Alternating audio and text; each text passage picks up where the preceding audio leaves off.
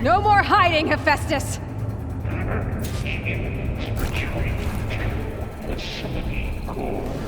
Got it! Hephaestus is back in the core! Make sure it stays there. I'm heading back. And then we can start the merge. Because of you, Beta. I'm glad you came along. And you, Varl. We couldn't have done any of this without you. Right back at you, Aloy.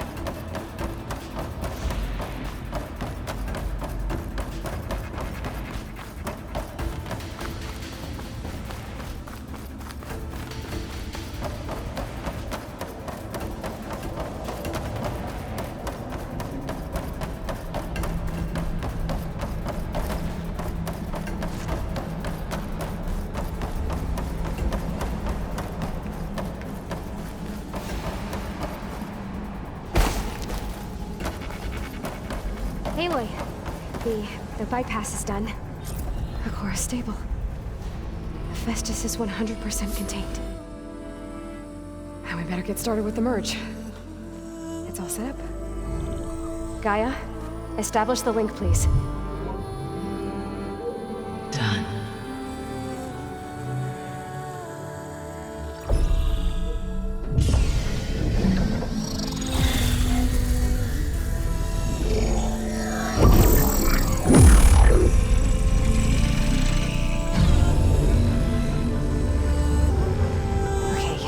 To complete the merge, we need to excise Hephaestus' malicious code. Carefully.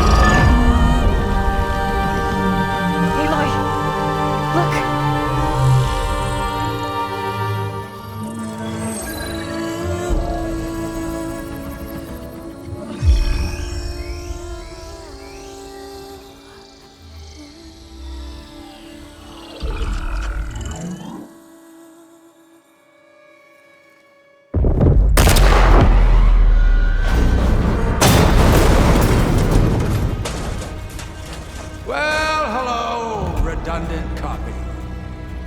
You cost us quite a lot of time.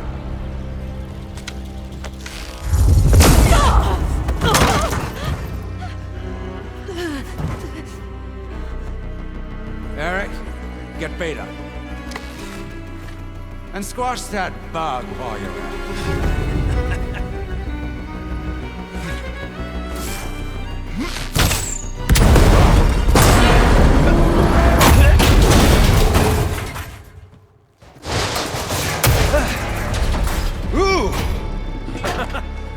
Get behind me.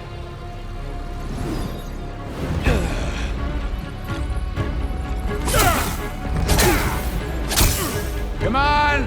Quit screwing around. Now we're having fun, right?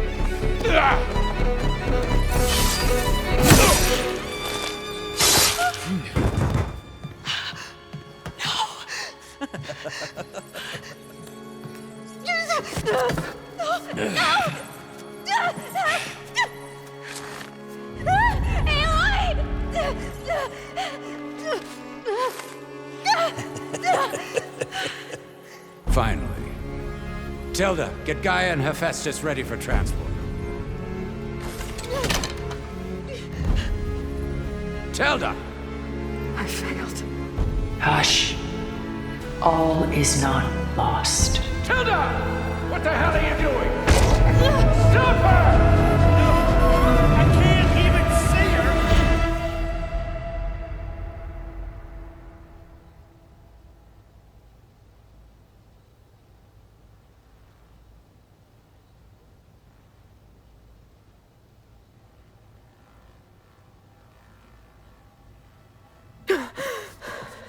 Beta.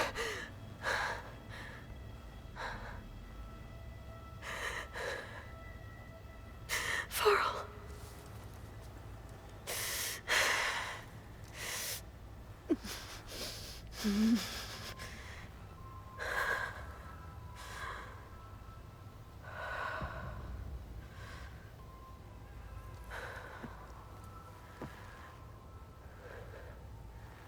Where am I? Ah, you're awake. You took quite a hit when Gerard attacked you. I imagine you must still be in a great deal of pain. I can assure you that we are safe. The others can't detect us here. You mean the other Zeniths? You must be Tilda. I wasn't sure if Beta would have told you about me. Where is she?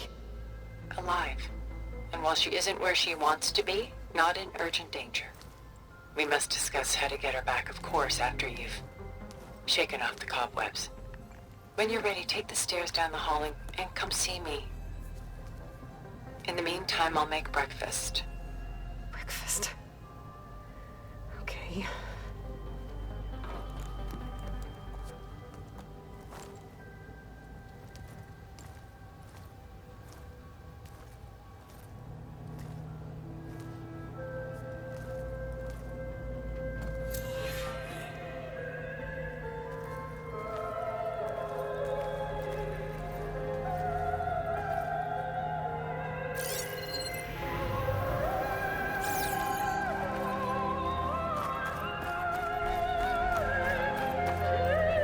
What is this?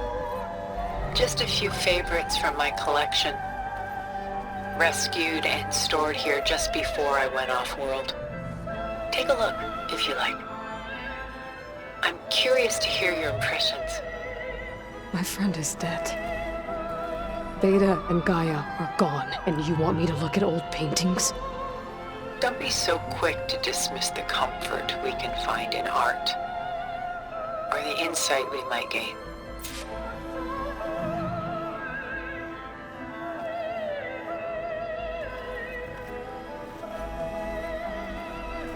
My favorite pairing on the left is Woman Reading a Letter by Vermeer, a true master.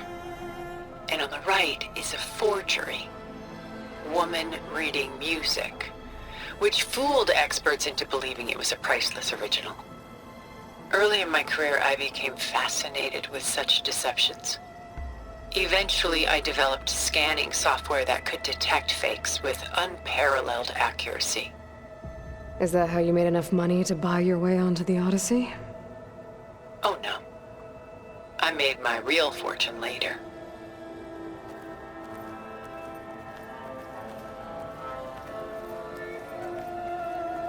Selene and Endymion.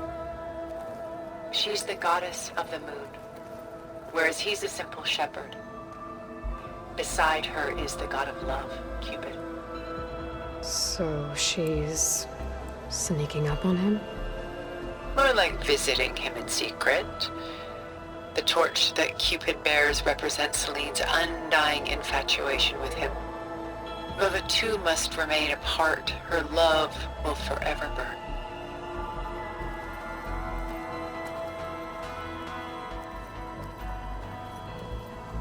This is Rembrandt painting Jeremiah, a man in mourning. Mourning what? His home. The ancient city of Jerusalem. He foresaw its impending doom, but could do nothing to prevent it. So instead, he saved its treasures from destruction, just as I saved these works. You could say we're kindred spirits. A portrait of the painter, Rembrandt's son Titus, depicted in the habit of a monk. I don't get it.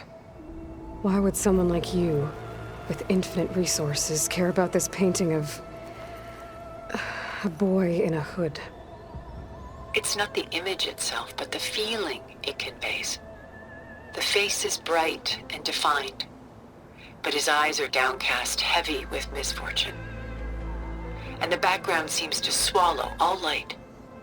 The painting is infused with a sense of loss. I guess I understand how the painter feels. Rembrandt's The Night Watch, by far the most famous painting my homeland ever produced. It was commissioned to honor a militia made up of influential citizens. I guess you must have been an influential citizen. In my day. But not as influential as you've been in this new world. The Gust. By Willem van de Velde, the most famous of his many maritime paintings. A ship crossing into the unknown. I guess you're familiar with that. Indeed, which is why I appreciate this composition in particular. Though waves and wind threaten to destroy the ship, it perseveres, clinging to the light even as darkness closes in all around it. Stunning, isn't it? Paintings were the only masterpieces of my people's golden age. This is Van Vianen's leaded ewer, molded from a single sheet of silver. What was it for? How like Elizabeth you are. Function over form. Its practical purpose was less important than its meaning. Van Vianen created it in honor of his late brother, who himself was a famous silversmith. A memorial. Yes. Such beauty from sorrow. A lot of weight on his shoulders. I know the feeling.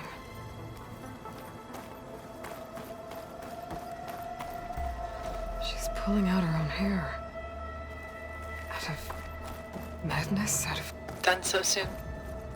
I've got more important things to worry about. We both do. There is much we are trying to save. Not the least of which is in that vault. There's nothing wrong with savoring such treasures for a moment more. Or come upstairs and we'll get down to business. Your choice.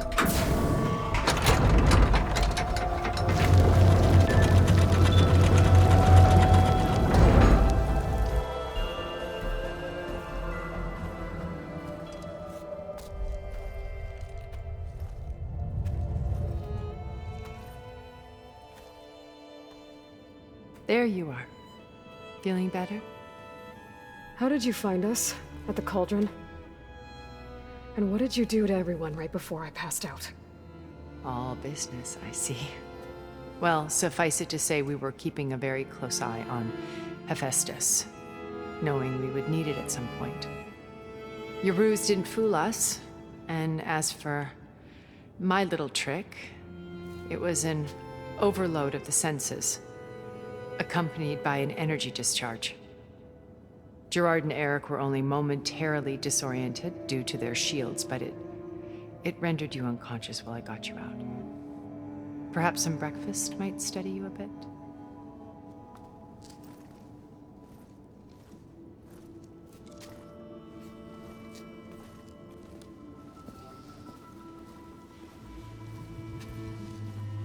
This was your house.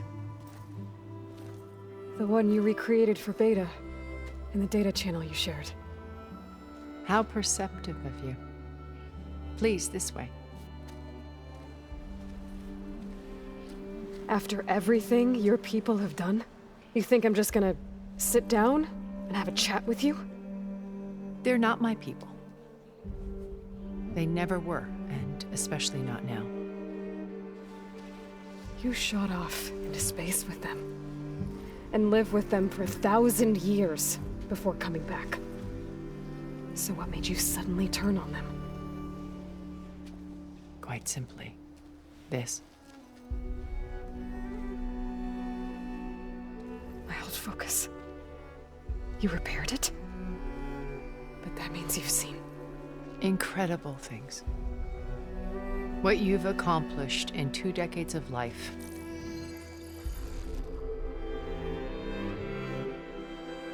A 1,000 years at my back and I haven't even come close.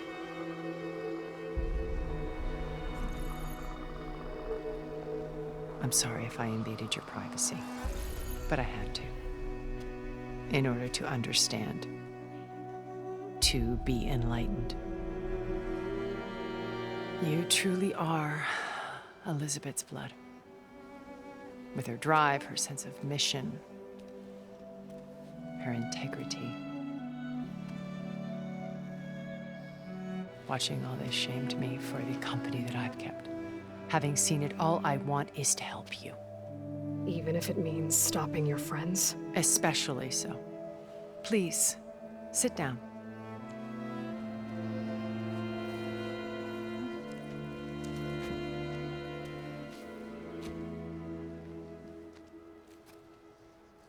There. That's better. Now, we must recover Beta and Gaia at all costs. By now, you must know that Gerard intends to use Gaia to reboot the Earth's biosphere. Remaking this world to specifications that would only suit us immortals. This process will kill every living thing on the planet. He calls it a clean install. Not if I stop him first. Not if we do. And once he and the others are gone, we can work together to fulfill Elizabeth's dream. I'm sure Beta told you that there's a build of the Apollo database on board our ship. A complete collection of human knowledge. With that and Gaia, we could do everything Elizabeth wanted. Heal the biosphere, educate the people of this world, uplift them. Create the world she imagined. Let's not get ahead of ourselves. From what I've seen, your friends are invincible. I do wish you would stop calling them my friends. And they're not invincible. In fact, a friend of yours has found a way to defeat them. Silence. Oh, he's been a busy bee, building an army powerful enough to crash through Gerard's precious base. Yeah. Regala and her rebels. Even now, she's preparing a final march on the Tenakth capital. When she wins, she'll have the entire tribe under her control. Hundreds of warriors and machines to throw at the base. She's been duped. They'll all perish, of course. But it should be enough to break Gerard's defenses and allow Silence to kill him. Along with all the others. Using the new weapon he's developed. Yes, he's found a way to circumvent our shields. Truly an exceptional man. He's planned for everything. Except you and me. You see, while his army is battering down Gerard's doors, you and I will sneak in through a back way. One that only I know about. While Silence and my friends are busy battling each other, we'll take back Beta and Gaia. I told you I want to help you. I mean it.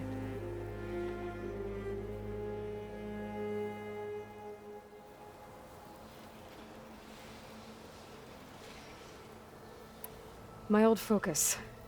How did you find it, let alone repair it? When we encountered you at the Hades Proving Lab, Gerard saw you as a redundancy. I knew better. You were a revelation. After your dramatic escape, bravo, by the way. Gerard and Eric assumed you were dead and gave up the hunt. I wasn't so sure. When the others were busy, I returned to the lab and searched for any trace of you. That's when I found this little treasure. Not easy to repair, but certainly worth the effort. As I watched your life unfold, you were like a splash of color on a worn canvas. What Liz was, and more. Did you show it to the others? Of course not. It was your actions that inspired me to defy them. It's worth noting that if I hadn't found it and watched its contents, I wouldn't have known to save you at the cauldron. You'd be dead. So I should be grateful? If you like.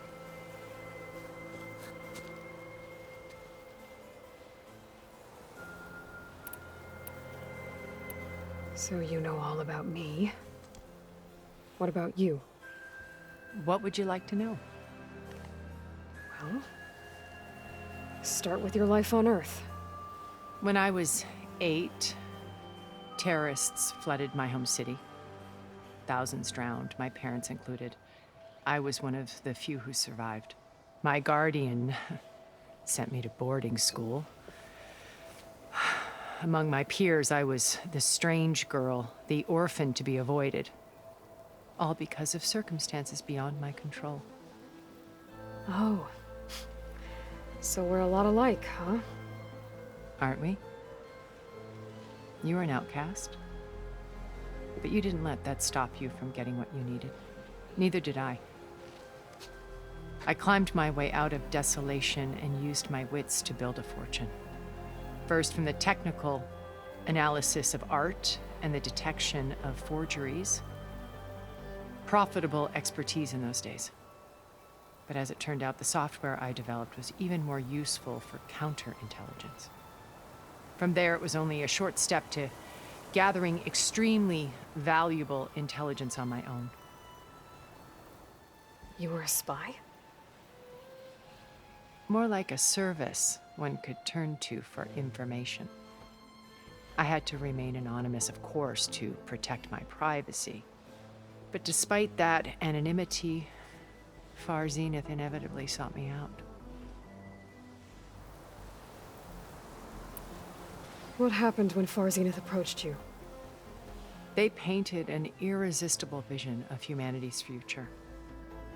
One where we need not fear illness or death, where we explored the furthest reaches of the stars and thrived. It was only later that I realized that they only intended to bequeath this future to the rich and powerful. By the time I finally figured it out, the walls were closing in, Pharaoh's machines were devouring the earth. So I accepted Far Zenith's invitation to a berth on the Odyssey. I wanted Liz to come, but she had nobler plans, as you well know.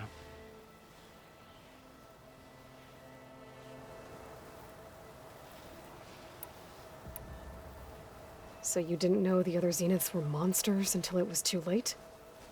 I knew some of them were, certainly. It wasn't until we were off-planet that I understood the true scope of their greed. I was grateful to simply be alive, but the others became obsessed with a kind of effortless immortality. They built a colony where machines serviced their every need, where any memory or fantasy could be endlessly savored in virtual reality. It wasn't life. It was stultifying, a pampered dream state. As the decades passed, I withdrew more and more, alone yet again, but this time with eons to consider my mistakes. Now finally, having met you, I feel like I have a second chance. To do what? Help you, of course. To fulfill Liz's dream, which isn't so different from Far Zenith's original vision. A better future for humanity.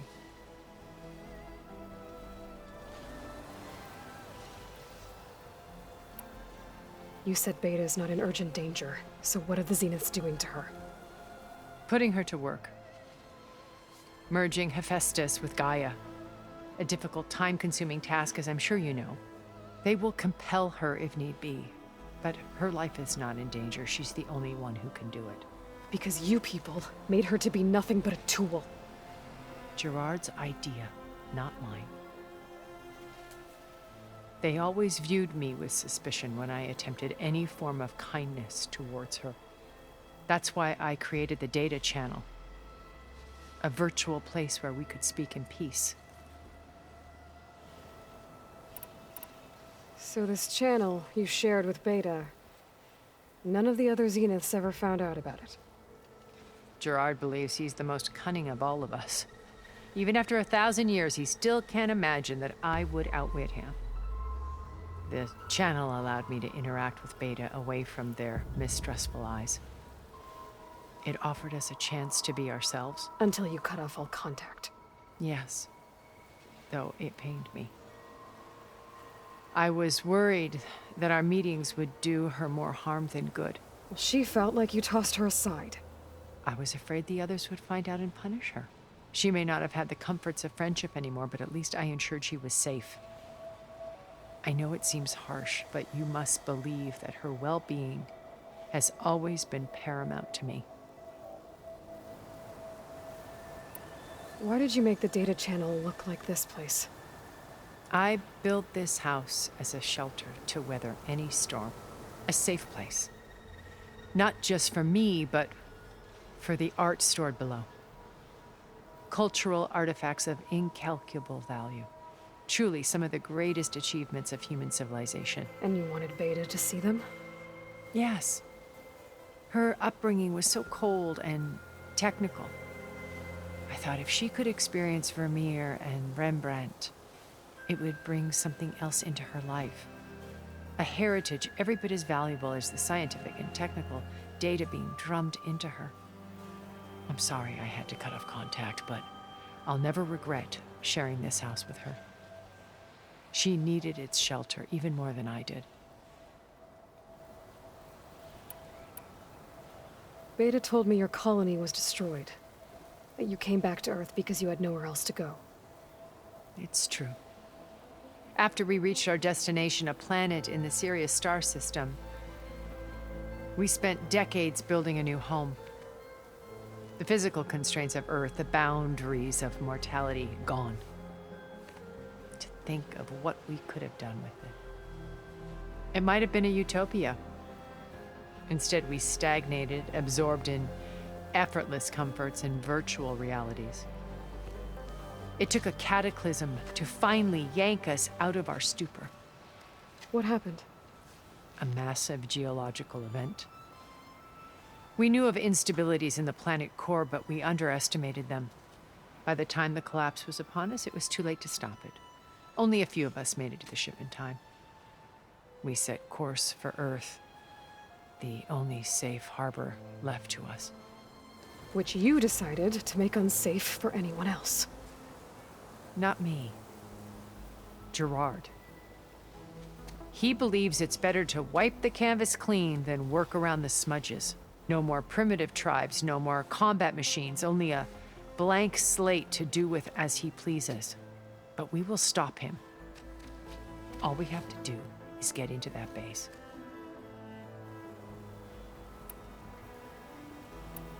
What exactly is your plan to sneak into the Zenith base? We will make use of a lesson I learned from an early age. Always know your exits. In this case, a place where Gerard's new construction meets the ancient foundation, a passage that only I can access. When Silence flings his army at the base, we will enter through this back door, bypassing most of the fighting. The distraction will provide us with a window in which to rescue Beta and Gaia. Once we're inside the base, where will we find Beta and Gaia? Here in the command center. By then, Gaia will have been reunited with all of its subordinate functions, including Hephaestus.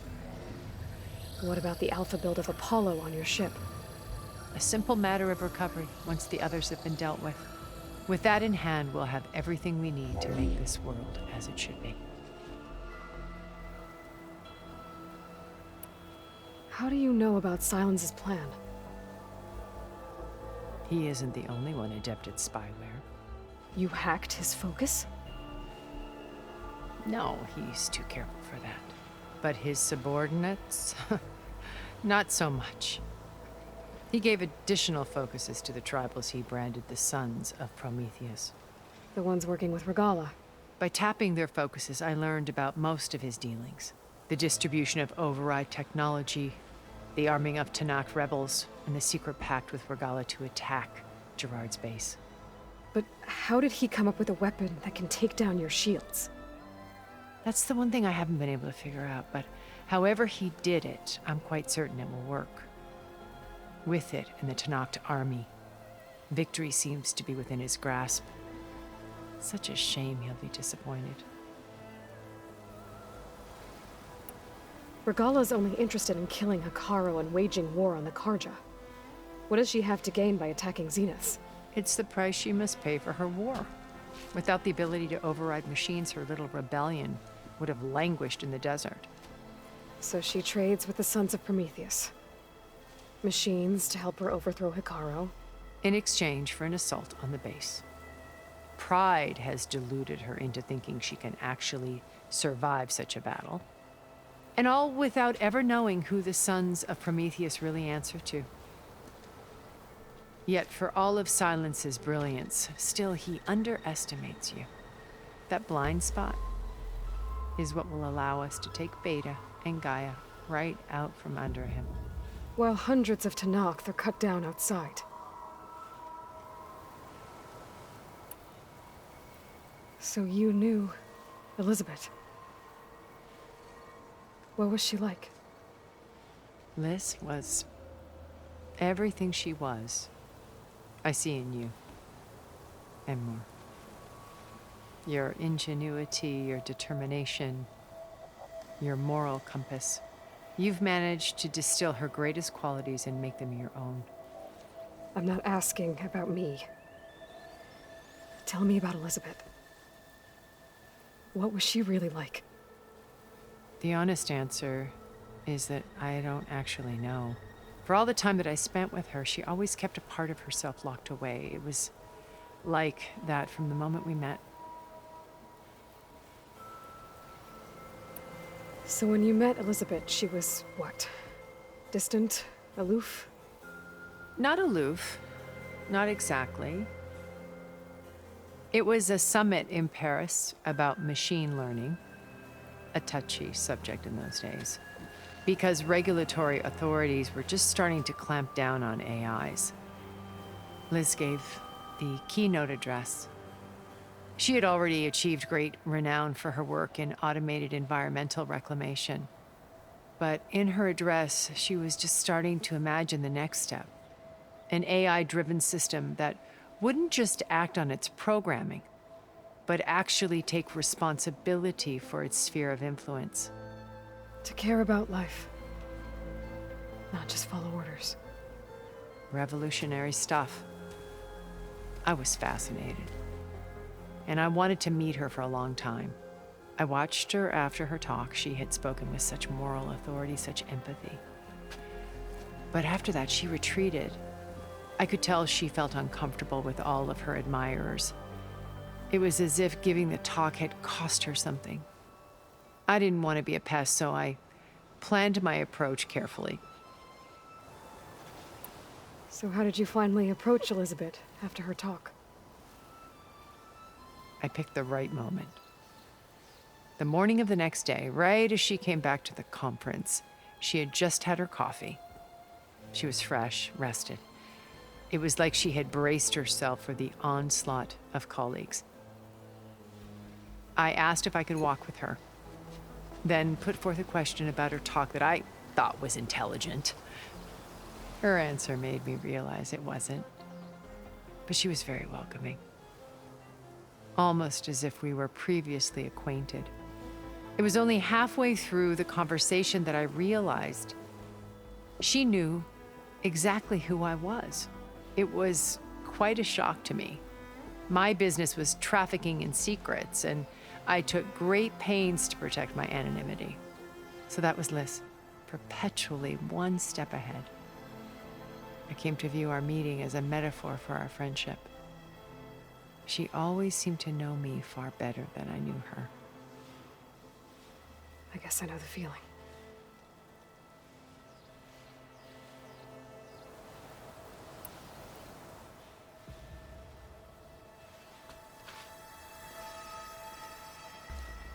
First Varl. Now Hikaru and the Tenakth. Your plan would wipe out an entire tribe.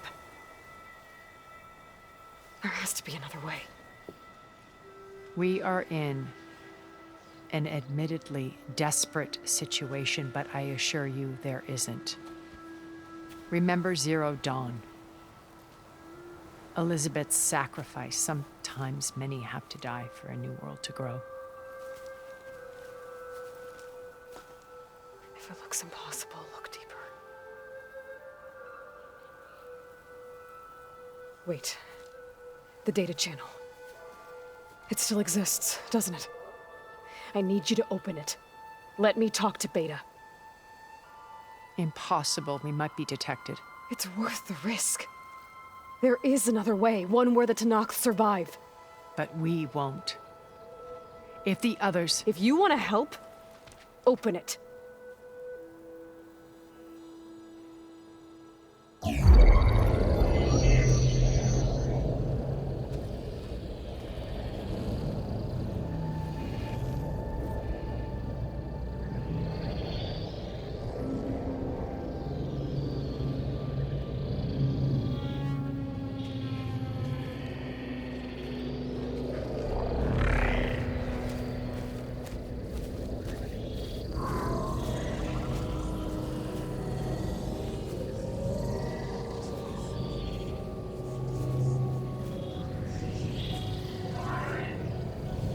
What are they doing to her? Virtual reality dissociation. The manual merge of Hephaestus will take hours upon hours of tedious micromanagement.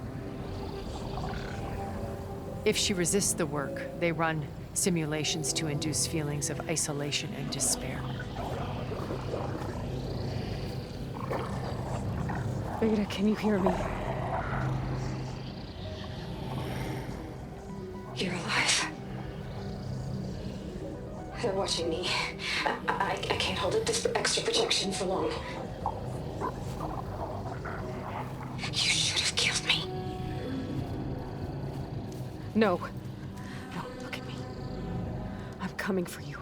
I promise. Okay? I just need you to hold out a little while longer and work on the merge.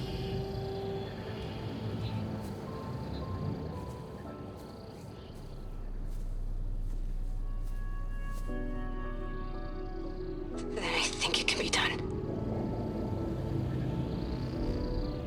I'll contact again when it's time.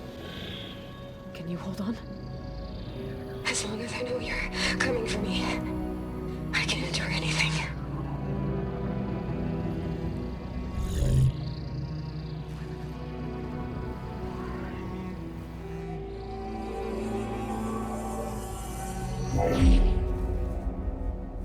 All right. I did as you asked. Now I think you need to tell me what you're planning. I'm going to take Silent's army away. I don't need it. Only the weapon he made to penetrate your shields. And how do you propose to get it? Ask him nicely? Without Regala and her rebels, he won't have a choice. We'll be his only option. Only option for what? What did you tell her? That is between me and my sister. Will be Silent's only option for crashing that base. I'll tell you the rest later. But first, there are a couple of things I have to do. Oh. And what are those? Lay my friend to rest. And then I'm going to use the override that Beta gave me at Gemini to put an end to Regala's rebellion. From the air. Wait. Since you insist on doing things your way, I know of something that will truly help you make a grand entrance with the Tenakth. The ancient Horus Titans still possess electromagnetic energy cells as part of their arsenal. Drop one of those on Regala's army and they'll receive quite a surprise.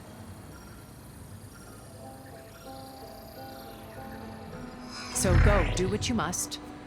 I'll come to your base if you manage to bring Silence to the table. Not if.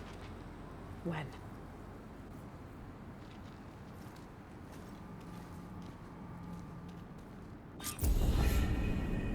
Erend, are you there?